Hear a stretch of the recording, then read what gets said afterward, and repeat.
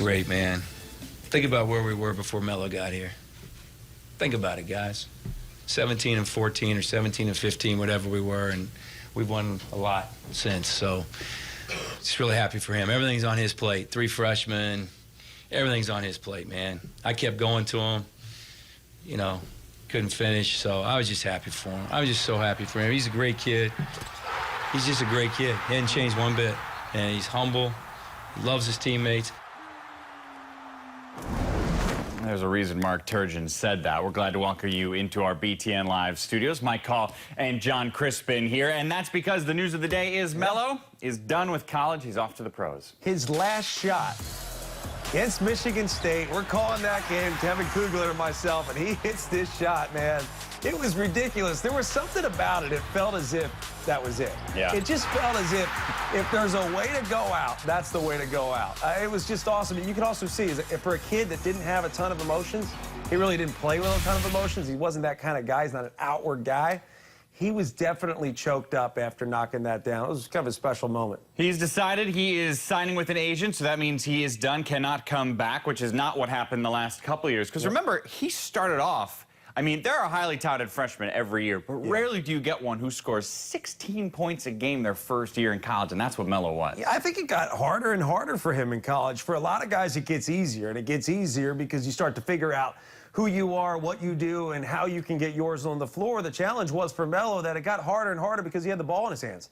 And teams learned how to take away that ball screen option. They learned how to not foul him, really. I mean, you think about his freshman year. How many times did that guy get fouled his freshman year? More than once. He started the whole throw your head back and get the call. I mean, that's really, I mean, he's responsible for that. So any team that you get frustrated at for doing that, well, you can blame Melo Trimble. He did it really well. And he was a fantastic guy to watch play because of how he made teammates better. And I even go back to last season with Diamond Stone. Diamond Stone had 39 points against Penn State, and everybody's talking about Diamond Stone's going to be a top 10 pick. And I'm sitting there going, wait, did you miss the fact that Melo Trimble's the reason why Diamond Stone got 39 points?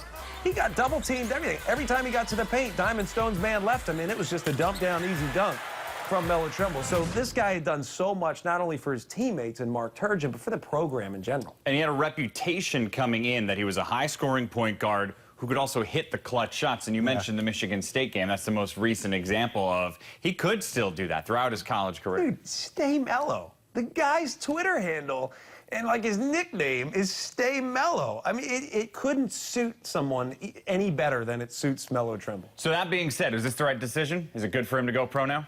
You know, it's impossible to say whether this is the right decision until everything kind of plays itself out. And look, and even if he doesn't make it right away in the NBA and this guy goes overseas and makes $500,000, is it a bad decision? $500,000 is a lot of money. That's a lot of money. And where he's at, the level that he's at, it's not just NBA or bust. He could have an NBA career, and I think he'd be a great backup point guard right away. He's a heady basketball player. He hits threes. He knows how to play on a ball screen. He knows how to share the basketball. He's also a stronger defender than I think anyone realizes or has given him credit for. Why? Because he's had to play such major minutes. If he's only playing 15, 20 minutes a game in the NBA, he's able to lock down defensively, and I think that's something that we've missed along the way because so much has been put on his shoulders, as Mark Turgeon said, meaning he's got to make everybody better. He's got to hit big shots. So in a way, he's been protected defensively. So we haven't really seen how good he can be on the defensive end, but physically, he's got it all.